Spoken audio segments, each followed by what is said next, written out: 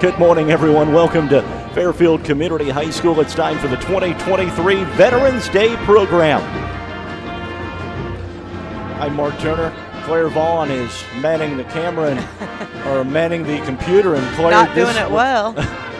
This one is a very special this year. Yes. A lot of veterans in the program here, and we got a little snippet of what you're going to see today. Yeah, so starting out today, program begins at 10 with the presentation of colors. The show choir will sing the national anthem, followed by the Pledge of Allegiance, and then the band is going to perform a patriotic melody. Mr. Wells will have a greeting and announce Tori Gonzalez and her recruiter, along with Nathan Holstein and Alan Parsley. Mr. Wells will then introduce the guest speaker, who is Ryan Burkett. Taps will be played, and then we remain standing as the colors retire, and that will be the end of the program. I love that the band is already playing some patriotic music for us here. God bless the USA. Oh my gosh. I got emotional at the program last year. I mean, it's just such a beautiful presentation that they put on, and a great way to honor these veterans. Anyone that has family in the military, or even if you're just a true patriot, it's open to the public. It does get emotional. It does, because it brings up memories that you have, and I dare say that there's probably not anyone that doesn't know someone or have family that is or has been in the military at one time or another. Right, definitely. We all are affected by it, and if not, we still feel that loyalty to our country. So it is 10 o'clock on the dot, so it will be starting soon. I am so impressed with us, by the way. We just ran from RJ on Main. Our broadcast for RJ on the Air was this morning and got done at 9:30, and we are here and set up by 9:45. So it used to take us about an hour to get somewhere and get set up, and now we've cut it down to about 10 minutes is all we need. So I'm glad we made it here and made it in time to bring this broadcast to you guys today. Students are filing in. Yeah. We may need to move some more of our stuff. There's it's getting full in here. Thank you all for joining us today. We don't really have any sponsors for today. We just kind of are bringing it to you based off of our, I guess, 7 sports sponsors, and that's just what we do. Yeah. That's one of the reasons why Mule Nation was formed. Right. To do things like this, to work at the high school. Yep. And when the band plays in a concert, we try and be there. When the graduations, try and do things. And of course, we're about the sports too, but we try and do more than just sports, and that's one of the reasons why we wanted to do Mule Nation in the first place. Yep, shine some spotlights on not only the local athletes, but also, the band and show choir and all of that goes on here. These kids are all so talented, and we sure enjoy bringing you the broadcast. So if you're not able to be here, you can watch it online. Tell you what, it just amazes me when you walk around town or you go to a local restaurant or you're here at the high school, how many people you see that have Mule Nation t-shirts on. I know, I love it. I went to Mindy's this week and got the boys some new hoodies and t-shirts to wear with the new logo on, and they're like, oh, Mule Nation, which they're funny. They think anytime they see a mule that it's Mule Nation. They're like, Mommy, look, everyone must really like your YouTube channel. Like, well, it's also just the school mascot. They're my big supporters. Looks like Bobby Wells is getting ready to start here.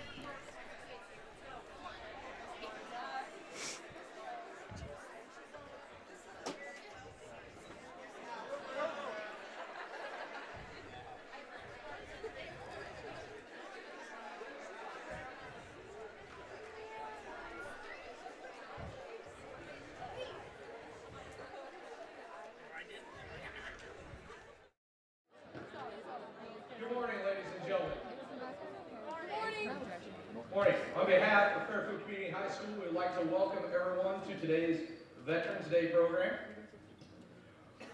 We would like everyone to please stand as our nation's colors are presented by VFW Post 4535 and continues standing for our national anthem performed by the FCHS show choir, followed by our Pledge of Allegiance.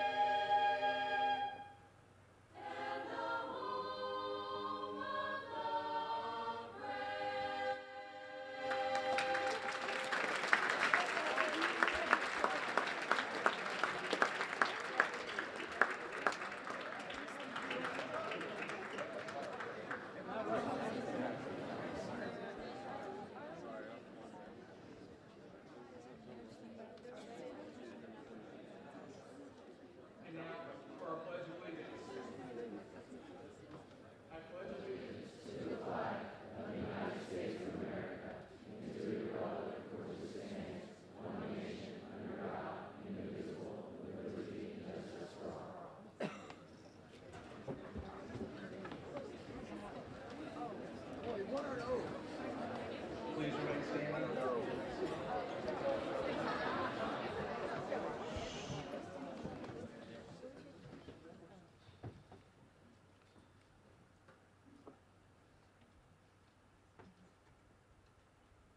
Now you all may be seated. At this time, the FCHS band would like to perform a patriotic melody.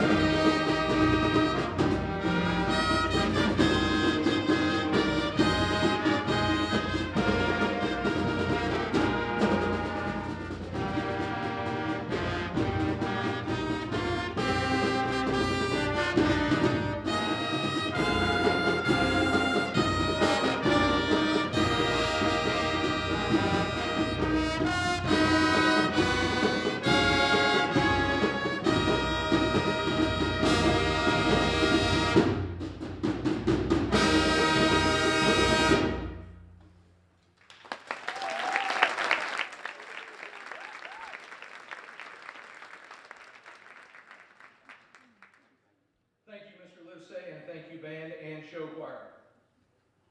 Once again, folks, good morning and welcome, students, staff, visitors, and honored veterans. Today marks the day in which FCHS holds its annual Veterans Day ceremony. As many of you know, tomorrow, November 11th, marks the official observance day of Veterans Day. Where did it all start?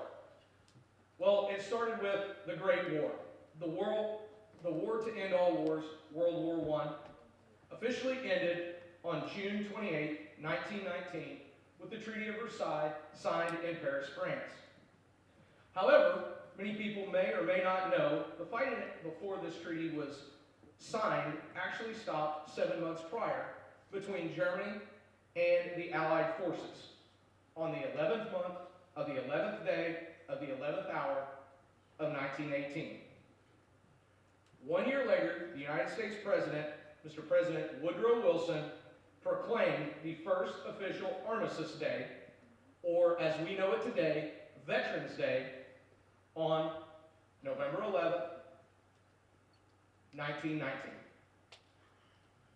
We have honored these individuals for military service ever since, and we now, of course, know it as Veterans Day.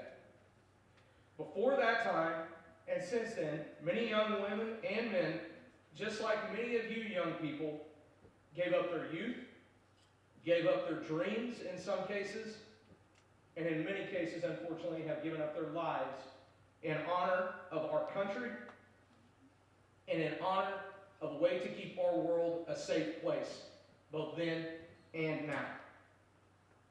It is our daily duty as citizens of the United States to make sure we honor those from the past and honor those of the present as well, who have made so many sacrifices for our country and our nation. At this time, would any veteran or any active military, would you please stand to be honored here today at FCHS?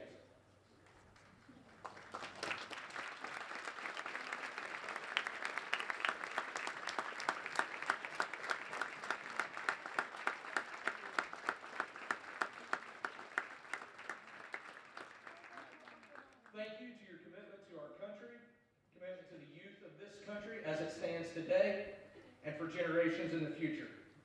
And again, thank you for your service.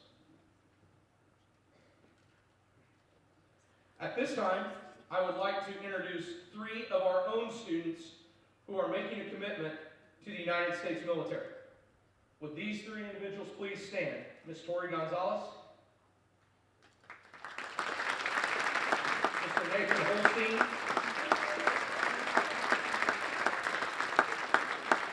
and Mr. Alan Parsley.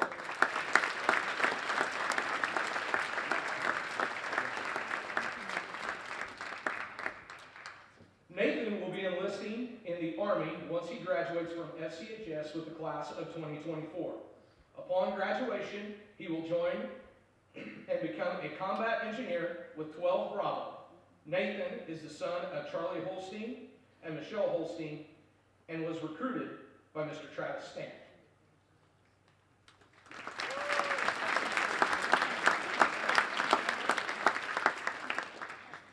Alan Parsley will be enlisting in the National Guard after his graduation in 2024. He will join the 6034 Support Battalion and will be joining as a cook in the February of 2025. Alan is the son of Cynthia Parsley and Ernie Parsley, and he was also recruited by Sergeant Travis Stamp.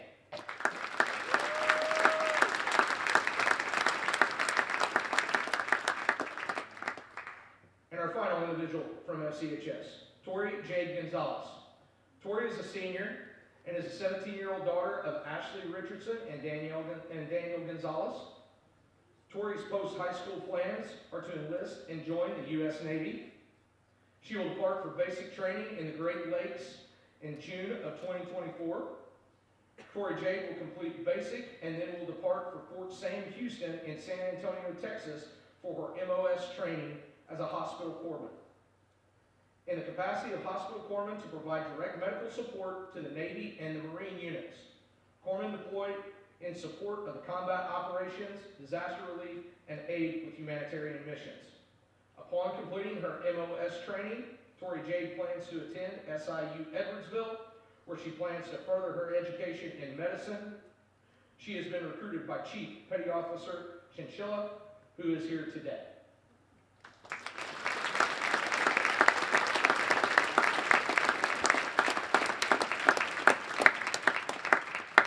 Once again, thank you for your intended service. It is without young people such as them that our U.S. military could not maintain the strength that it has today. And now, I would like to introduce you to our featured speaker for today. Our featured speaker this morning is former FCHS 2002 honors graduate, Mr. Ryan Burkett. Ryan was a very involved student while attending here at FCHS. He played football, was on the track team, and wrestled for 4 years. He also played baseball and was in the Spanish club and science club and was the senior class president. After high school, Ryan attended the military academy at West Point to begin to discover his unique Southern Illinois identity amongst his West Point peers. He left West Point and began attending various colleges throughout the Midwest, eventually receiving his bachelor's degree in youth ministry. He then enlisted in the Army and served from 2011 through 2019, but was medically discharged. He has worked for the National Security Agency and currently works for the United States Air Force. He is also one of our assistant football coaches here at FCHS. Let's please give a warm welcome to Mr. Ryan Burkett.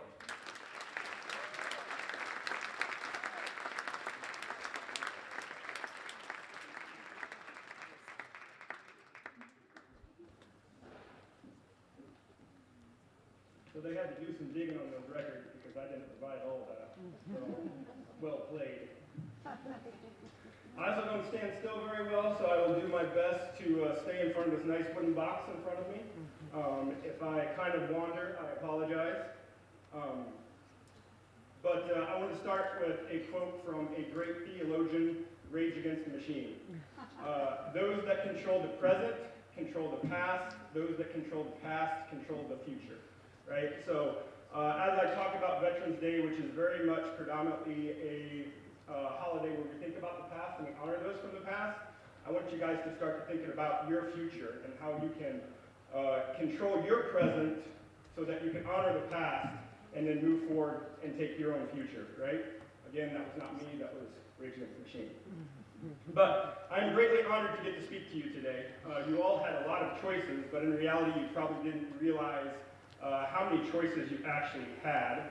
But just to recap again, as it's been said numerous times, Veterans Day is to honor those who have served in the United States military or are currently serving in the United States military. On average across the nation, only about 1% of American citizens serve in the military. So I contacted our local Quilts of Valor program, who provides quilts to veterans, and asked them how many quilts they had actually distributed. So their number comes out to about 2.5% of the county. While 2.5% isn't a huge number or anything, it is still 150% more than the rest of the nation. And that number is just based upon quilts. Today, I know they're giving out more quilts at Jasper, Jeff, and New Hope. So we in Wayne County live among a slew of selfless, humble, and hardworking current and past service members. The reality is, it's just who we are. The status of veteran is something that is often overlooked, basically here in Southern Illinois, and the rest of the rural Midwest, because we are actually all relatively similar when we compare ourselves to the rest of the nation. But for the sake of it, the definition of a veteran, outside of the military term that we know, is explained very well in the movie American Sniper, the Chris Kyle story. In the movie, Chris Kyle's character is explaining the roles of sheep, wolves, and shepherds. The Bible talks a lot about sheep and wolves, also mentions Jesus Christ as the Good Shepherd, as well as mentioning King David and 16 other references throughout the New Testament, all alluding to the shepherds being the ones that protect the sheep. The reality is, veterans are those shepherds. They're the ones that choose to stare evil in the face, the wolf if you will, and engage and employ all means necessary to protect those we have sworn to defend. Overall, we are fiercely protective.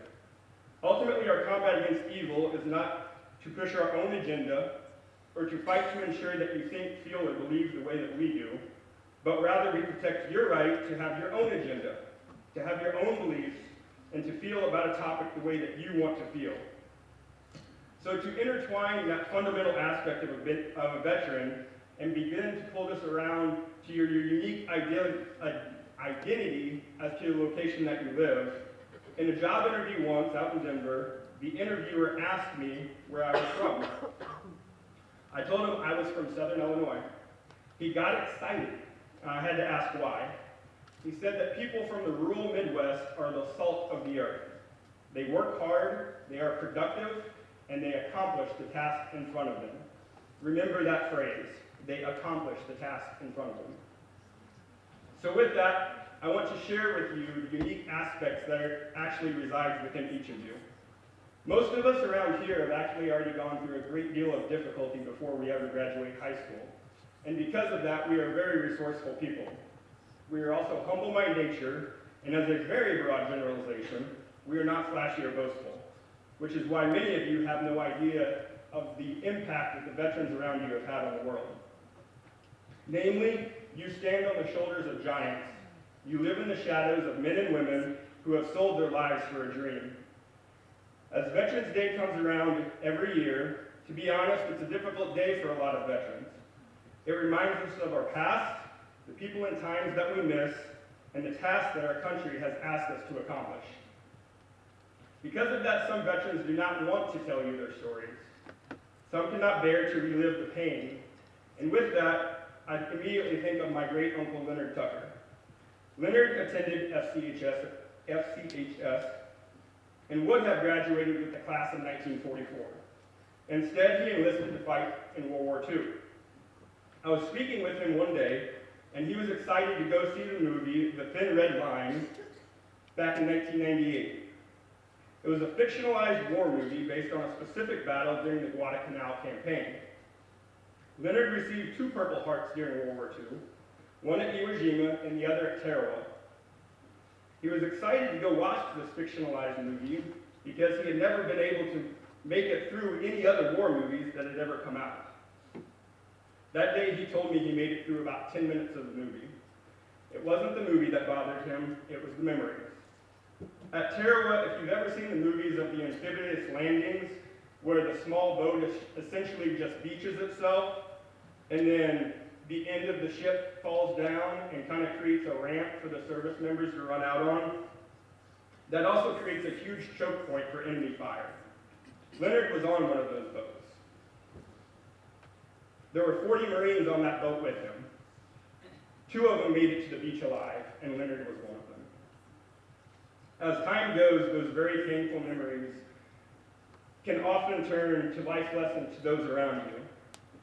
So how many of you here have close friends or family members that are in the military?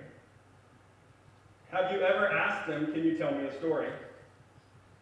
Now with that, I do want to say, avoid direct questions like, have you ever killed anybody? Or what's the worst thing you've ever seen in combat?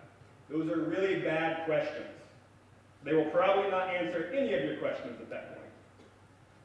But if you ask them open-ended questions, I'm sure they can come up with something worth sharing. For the older generation, asking for stories is a great and significant way to honor them. But for all of you here, have any of you actually read the Caney Caves Memorial that's out there in the breezeway? A few? Good deal.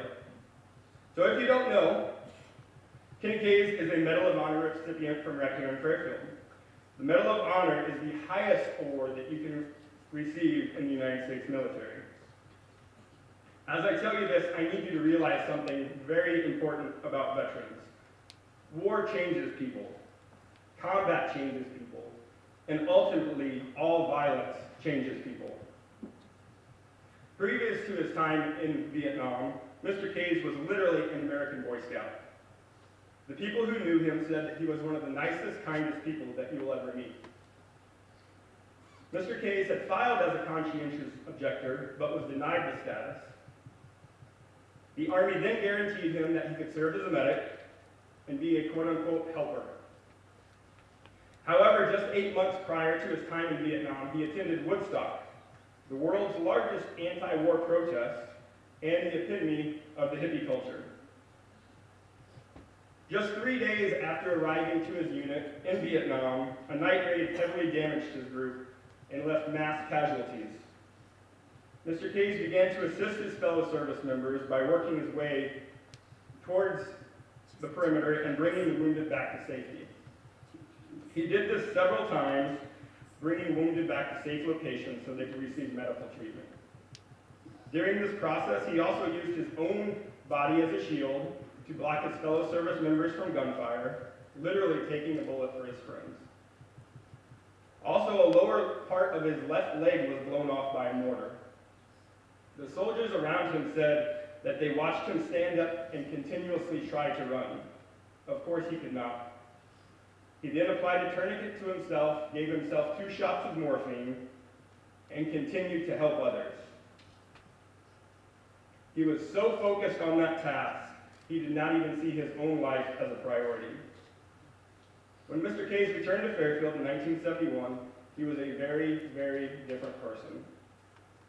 Unfortunately, at that time, society did not warmly accept veterans like we do now. We did not have services set up for them to reintegrate into society, nor ways for them to process the things that they had encountered. But Mr. Case did receive the Medal of Honor from Richard Nixon in 1973, but could not embrace his past. Rather, he tried to escape his nightly nightmares that consisted of the individuals that he failed to save. Those individuals were calling out to him for help in those dreams. He had perceived his failure of the task to save them all, and that is what haunted him. I've often said the difference between an Article 15 and a Medal of Honor is nothing more than success. For those of you who don't know, an Article 15 is part of the military justice system that leaves a mark on your record that says you did a bad thing. Just as I said, success is a big determining factor in lots of areas of life, but not just Medal of Honor. It goes back to what the gentleman said in the interview about the rural Midwest. They accomplished the task in front of them. Mr. Case did not want to fight in Vietnam, but he found a way to accomplish his task of doing no harm to others while answering the call to serve his country in a time of war. When he was faced with images of horror in front of him, with his brothers in arms needing help, he accomplished the task for some of them, even with the result being his own harm. Just a few minutes ago, I mentioned my Uncle Leonard. In line with the Ben Affleck movie Pearl Harbor, Leonard did not actually join the military because he wanted to be a war hero, although he did accomplish that task. Rather, he joined to impress a girl, my Aunt Louise. They had been dating since 7th grade, and she broke up with him their sophomore year. His goal in joining was to win her back. He succeeded. They were married when he was home on medical leave in 1944, and they remained married for 75 years when she passed away. Leonard, still at 99, lives in Austin, Texas, near his kids and grandkids. In a meeting once, we were trying to solve a very difficult and complex problem. A gentleman spoke up and said to me, "Ryan, you are naively optimistic." I corrected him and said, "I am not naively optimistic. I am optimistically naive." That small shift in semantics and placing the emphasis on my personal choice makes a huge difference. I told him that I understand the difficulties and the risk involved, but I choose to believe in my fellow humans. I know my team, and I know what we can accomplish. In that same vein, I know you. I know the people that this high school produces. I know what you can accomplish. I've seen it before with myself, with my own classmates, and I see it all with you. And I've seen it with the last 2 years that I've been able to work with you. You have the makings of remarkable humans, and I wish you the absolute best as you begin to peel back the layers of who you are and what you are capable of. So this Veterans Day, as we look to our past, and we thank the people that have served our country, those same people that have sat in these desks, walked these same walls for the past 100 years, look to yourself, look to your left and your right, and ask yourself what you and your classmates will be doing for yourself, for Fairfield, for FCHS, and your country.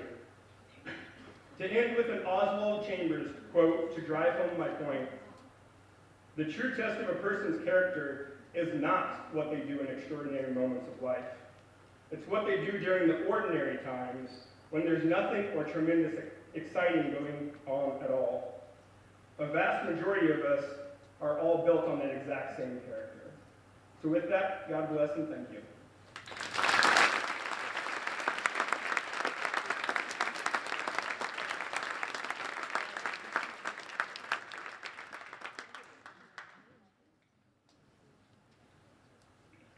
Thank you, Mr. Burkett. Now at this time, would everyone please stand for taps and the presentation of our colors, and continue standing until the colors of the United States have left.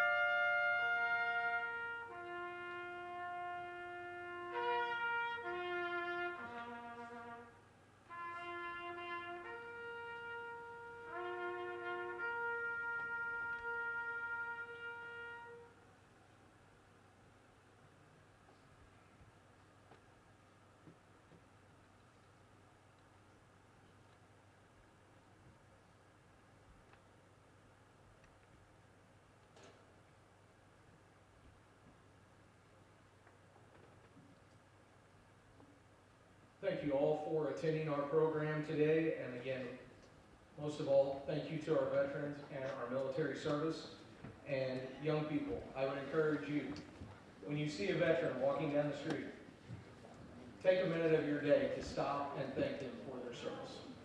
At this time, students, hold still, and our guests, you're free to leave. Thank you.